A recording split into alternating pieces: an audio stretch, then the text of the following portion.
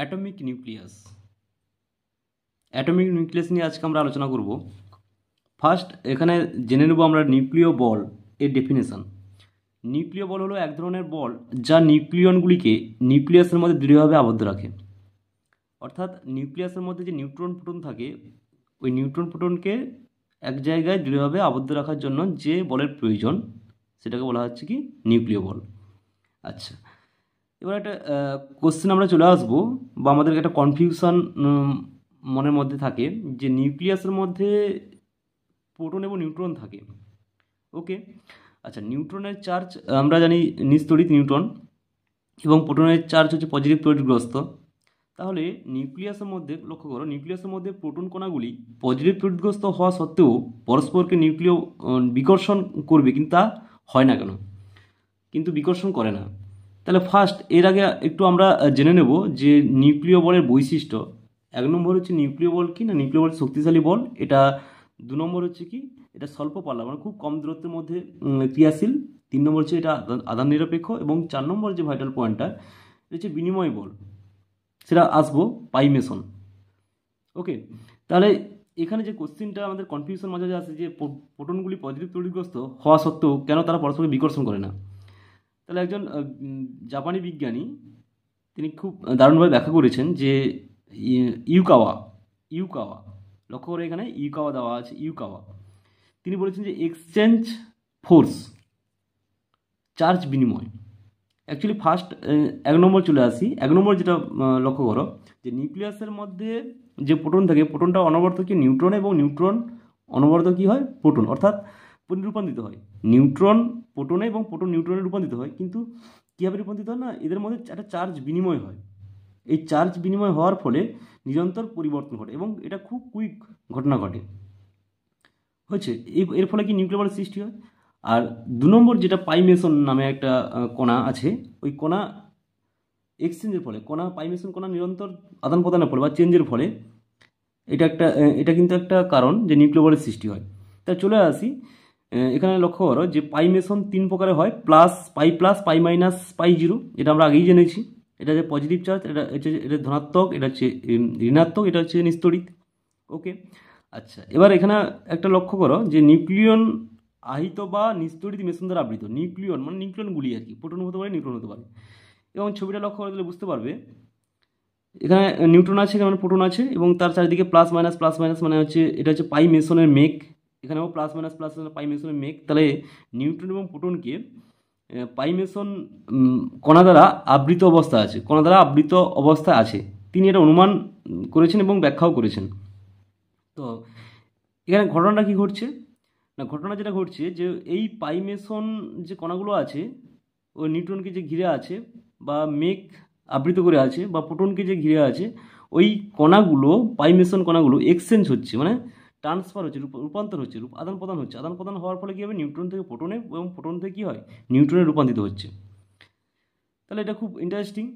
তাহলে পাই মেসন কণা যে ইকুয়েশনগুলো আমরা পেয়েছি সেটা লিখে নেব যে পাই মেসন কীভাবে চার্জ বিনিময়ের মাধ্যমে প্রোটন থেকে নিউট্রনে রূপান্তরিত হয়। তো ফার্স্ট চলে আসবো, সাপোজ মনে করো একটা প্রোটন আছে, প্রোটন থেকে যদি একটা পজিটিভ পাই বেরিয়ে যায়, তাহলে কী হবে, সেটা নিউট্রনে রূপান্তরিত হবে। কিসে রূপান্তরিত হবে, নিউট্রনে। আচ্ছা, এবার যদি নিউট্রনের সঙ্গে এটা পাই প্লাস যুক্ত হয়, তাহলে কিসে রূপান্তরিত হবে, সেটা প্রোটনে। তাহলে লক্ষ্য করো এখানে, তাহলে প্রোটন থেকে নিউট্রন রূপান্তরিত হচ্ছে, এখানে নিউট্রন থেকে প্রোটন রূপান্তরিত হচ্ছে। আচ্ছা, এটা পাই প্লাস মেসন কণা গেল। যদি পাই মাইনাস মেসন কণা ধরা হয়, তাহলে কী হবে, পাই মাইনাস মেসন কণা। তাহলে এখানে লক্ষ্য করো যে নিউট্রন থেকে যদি পাই মাইনাস মেসন কণা বেরিয়ে যায়, তাহলে কী হবে, প্রোটনে রূপান্তরিত হবে সেটা। তাহলে নিউট্রন থেকে কী হচ্ছে, প্রোটন হচ্ছে। এবং যদি প্রোটনের সঙ্গে একটা পাই মাইনাস যুক্ত হয়, তাহলে সেটা কী হবে, নিউট্রনে পরিণত হবে। লক্ষ্য করো, তাহলে প্রোটন থেকে নিউট্রন রূপান্তরিত হচ্ছে। এবং পাই জিরো ব্যাপারটা আসবো, পাই জিরো নিস্তড়িত। তাহলে এখানে এন এর সঙ্গে যদি পাই জিরো যুক্ত হয়, তাহলে কী হবে, সেটা নিউট্রনই থাকবে। অথবা প্রোটনের সঙ্গে যদি পাই জিরো যুক্ত হয়, পাই জিরো মেসন কণা, তাহলে সেটা কী থাকবে, সেটা প্রোটনই থাকবে। তাহলে এইভাবে পাই মেসন কণা চার্জ বিনিময় করছে, পাই মেসন কণা নিরন্তর পরিবর্তন হচ্ছে। এই পরিবর্তন হওয়ার জন্য নিউট্রন থেকে প্রোটন এবং প্রোটন থেকে নিউট্রন, যার ফলে কি হয় না, ওখানে নিউক্লিয়াসের মধ্যে পজিটিভ তড়িৎগ্রস্ত প্রোটনগুলি হওয়া সত্ত্বেও বিকর্ষণ করতে পারছে না। এটা খুব কুইক ঘটনা এবং মানে খুব কুইকলি ঘটে, এবং যখনই বিকর্ষণ সম্ভাবনা আসে তখন কী হয়, অটোমেটিক্যালি প্রোটনটা কী হয়, নিউট্রন ট্রান্সফার হয়ে যায়। অর্থাৎ পাইমেশন কণা এক্সচেঞ্জের ফলে নিউক্লিয় বলের সৃষ্টি হয়। এটা একটা খুব ভাইটাল একটা পয়েন্ট। তো ওকে, মোটামুটি বোঝা গেল। নেক্সট চলে আসবো নিউক্লিয়ার বাইন্ডিং এনার্জি। তাহলে ফার্স্টে আমরা জেনে নেব যে বন্ধন শক্তি বা বাইন্ডিং এনার্জি ডেফিনেশন। নিউক্লিয়াসকে ভেঙে ওর নিউক্লিয়নগুলিকে পরস্পর থেকে বিচ্ছিন্ন করে স্বাধীন কণা সম্পূর্ণরূপে আলাদা করার জন্য প্রয়োজনীয় ন্যূনতম শক্তিকে বলা হচ্ছে বন্ধন শক্তি। অ্যাকচুয়ালি নিউক্লিয়নগুলি বলতে কী বোঝাচ্ছে? নিউক্লিয়নগুলি বলতে নিউক্লিয়াসের মধ্যে কী থাকে, নিউট্রন এবং প্রোটন। তাহলে ওই নিউট্রন প্রোটন তো আবদ্ধ অবস্থা থাকে, তাহলে ওদেরকে আলাদা করতে হবে। তাহলে ওদেরকে আলাদা করতে যে পরিমাণ শক্তির প্রয়োজন, বিচ্ছিন্ন করতে যে পরিমাণ শক্তির প্রয়োজন হয়, তাকে বলা হচ্ছে কি বাইন্ডিং এনার্জি বা বন্ধন শক্তি। আচ্ছা, নেক্সট লক্ষ্য করো মাস ডিফেক্ট, মানে ভর হ্রাস। মাস ডিফেক্ট কাকে বলে? তাহলে আমরা এখান থেকে একটা সংজ্ঞাটা লিখতে পারি যে ডেলএম, মাস ভর বা মাস ডিফেক্ট বা ভর ত্রুটি, ডেলএম দিয়ে ইন্ডিকেট করা যেতে পারে। আমরা এটা বলতে পারি যে নিউক্লিয়নগুলির মুক্ত অবস্থায় মোট ভর, মানে নিউক্লিয়নগুলি মানে নিউট্রন এবং প্রোটন।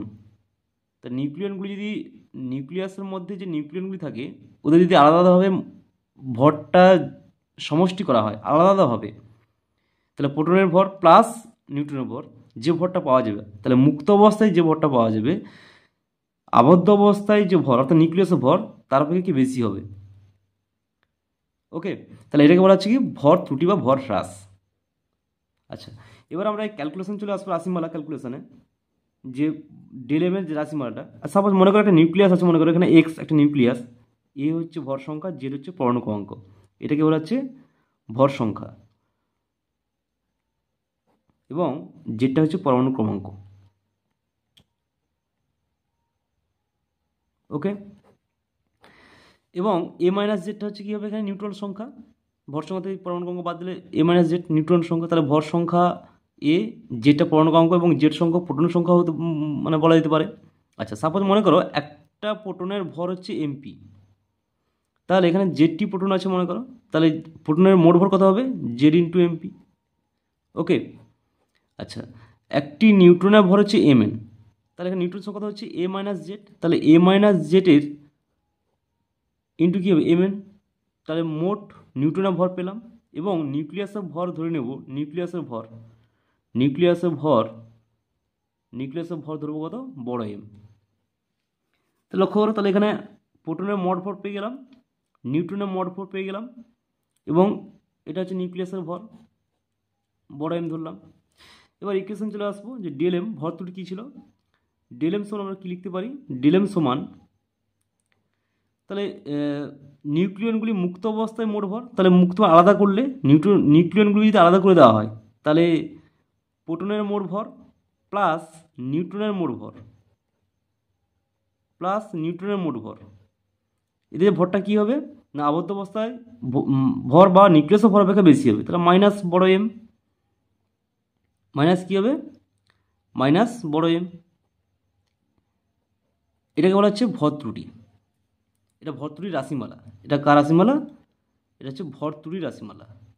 তাহলে এখানে জেড ইন্টু এমপি, তাহলে জেড সংখ্যক কী আছে, প্রোটন আছে, তাহলে মোট প্রোটনের ভর হচ্ছে জেড ইন্টু এমপি, এবং একটা নিউট্রনের ভর হচ্ছে এমএন, তাহলে কতগুলো নিউট্রন আছে, এ মাইনাস জেড, তাহলে এমএন গুণগুলো কী হবে, মোট নিউট্রনের ভর, এবং এই টোটাল যে ভরটা বেরোচ্ছে প্রোটন এবং নিউট্রনের মোট যে ভরটা, মুক্ত অবস্থায় যে মোট ভর নিউক্লিয়াসের ভর অপেক্ষায় কী হবে, বেশি হবে, এবং এর ডিফারেন্সটা বলা হচ্ছে কি ডেলএম, এটাকে বলা হচ্ছে ভর হ্রাস বা ত্রুটি রাশিমালা। আচ্ছা, এবার আমরা একটা কোশ্চেনে চলে আসবো যে এখানে ভর হ্রাসের কারণটা কি, কজটা কী আছে, ভর হ্রাস ঘটছে কেন, এটা আমাদের মাথায় আসতে পারে। তাহলে লক্ষ্য করে এখানে অ্যাকচুয়ালি আমরা ভর এবং শক্তি যে তুলতা সূত্র পড়েছি, ডেল্টা ই সমান del M C square, actually E সমান এম সি স্কোয়ার। আচ্ছা, ডেল এম দিলাম কারণ খুব কম ভর, তাহলে কম ভর যদি হ্রাস পায় তাহলে কম এনার্জি কী হবে, উৎপন্ন হবে বা ট্রান্সফার হবে। আচ্ছা, ডেল এম সমান কী লিখতে পারি, del E by C square, তাহলে এখানে লক্ষ্য করো, তাহলে যে পরিমাণ ভরটা হ্রাস পাচ্ছে সেটা কী কাজে লাগছে, যে ভর হ্রাসের কারণটা কি, তাহলে যে পরিমাণ ভরটা হ্রাস পাচ্ছে সেটা এনার্জিতে ট্রান্সফার হচ্ছে, এনার্জি ডেল্টাইতে ট্রান্সফার হয়ে যাচ্ছে, তাহলে ভর শক্তিতে রূপান্তরিত হচ্ছে। অ্যাকচুয়ালি যে পরিমাণ ভরটা হ্রাস পাচ্ছে সেটা যে ডেল্টাইতে ট্রান্সফার হচ্ছে, ওই ডেল্টাই কাজ কি না, এই ডেল্টাইয়ের কাজ হচ্ছে বাইন্ডিং, বন্ধন শক্তি, মানে প্রোটন এবং নিউট্রনকে আবদ্ধ অবস্থায় রাখা, বেঁধে রাখা। তাহলে এইটা ডেল্টাইটা হচ্ছে কি বাইন্ডিং এনার্জি। তাহলে যে পরিমাণ ভরটার হ্রাস পাচ্ছে সেটা কিসে লাগছে, সেটা হচ্ছে নিউট্রন প্রোটনকে আবদ্ধ অবস্থায় রাখার জন্য হেল্প করছে, সেটা বন্ধন শক্তিতে রূপান্তরিত হচ্ছে, এই কারণের জন্য ভরের হ্রাস ঘটে। এবার চলে আসবো ডেল্টা ই, মানে বাইন্ডিং এনার্জি রাশিমালা, delta E B, B for binding energy. তাহলে কি লিখতে পারি, del M C square, del M এর যে রাশিমালাটা আমরা পেয়েছিলাম এখানে জেড ইন্টু এমপি, তাহলে প্রোটনের মোট ভর plus A minus Z into M N, তাহলে নিউটনের মোট ভর, নিউটনের মোট ভর, দুটো ভর সমষ্টি, এবং নিউক্লিয়াসের ভর মাইনাস হবে এবং তার সঙ্গে কী গুণ হবে, সি স্কোয়ার। এটা হচ্ছে কি বাইন্ডিং এনার্জি বা বন্ধন শক্তি। এটা খুব ইম্পর্ট্যান্ট এবং এটা ম্যাথমেটিক্যাল প্রবলেমে আসে। ওকে, আচ্ছা, নেক্সট চলে আসবো যে প্রতি নিউক্লিয়ন বন্ধন শক্তি। প্রতি নিউক্লিয়ন বন্ধন শক্তি কী হবে, এটাও কোশ্চেনে আসে।